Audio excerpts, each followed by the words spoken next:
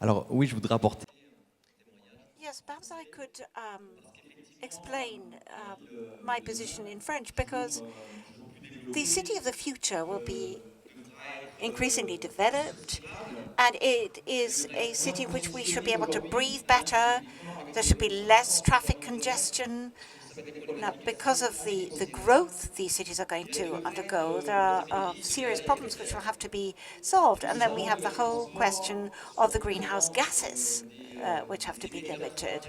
And we know that cars produce a lot of greenhouse gas emissions, and they're creating problems in cities. And yet, mobility is an essential right. We have to be able to go and see our friends or our family the other side of the city. We have to be able to go to work. These are our rights which we're entitled to, and nobody can affect those rights or touch them. I'm sure that in the future there will be less vehicles in cities. We're going to have to change. We're going to have to evolve. Probably with private cars, yes, but we'll need far more public transport too. There's a considerable future there for public transport. And public transport is also political responsibility. Now, we know who the people in charge are. They're the people we elect. They're the people who have to revisit and revamp our public transport policy.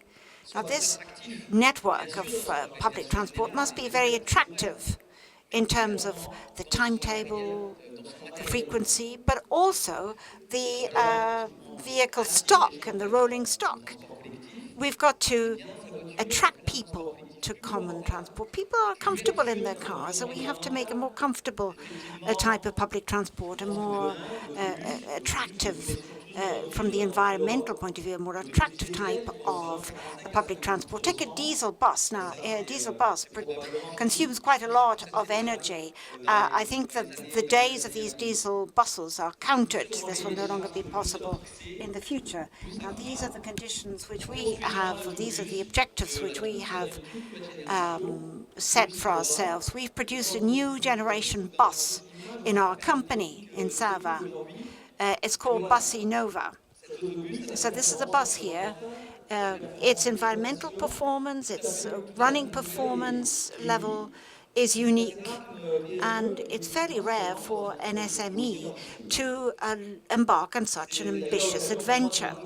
And this gives me the opportunity to tell you the story of this company, which decided 5 years ago to be very bold and innovative and think in terms of growth and frugal innovation.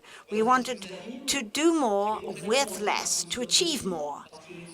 This is what our ambition is. We're very small, we're not very rich, we just have a few assets thanks to our past, thanks to the banks who have lent us money for our innovative project. But we have to use all the common sense, all the pragmatism which we have, all our know-how, all the expertise which we have in the public transport sector to produce a most relevant means of transport. We started off with a blank page in front of us to produce the future bus. It's a type of reindustrialization. A bus is assembled manually, really. Every city, sometimes every line in a city has its own type of bus. And we're talking, therefore, about production lines which are going to produce employment. And that is the object of the exercise. We wish to re-industrialize our old European continent. Now, bus manufacturers, they are people who produce lorries and buses, and they find it difficult to think in terms of an electric bus.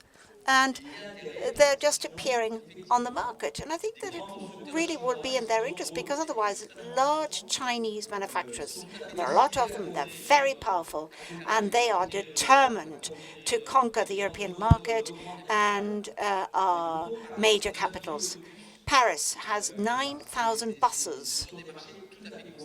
We're talking about very substantial markets. And to be quite honest, the Chinese entrepreneurs are the only people who are able to produce such quantities of electric buses. Now, I'm very proud to be leading a project which is so ambitious in our company. This Bossa Nova project is creating a lot of problems for us, but at the same time, we're investing all our enthusiasm and our passion in it.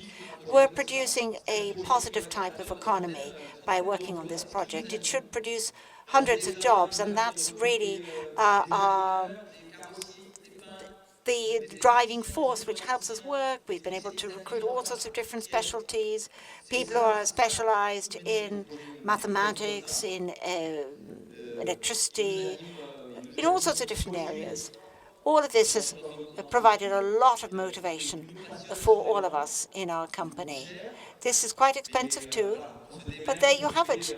We have been doing our utmost to receive funds. And by the way, if there are anybody, if there's anybody in the room who's prepared to think in the long term and to invest in such a project, well, I'm here till tomorrow evening, and I'm quite prepared to describe this project to you. So thank you for having welcomed me here, and thank you for all your encouragement.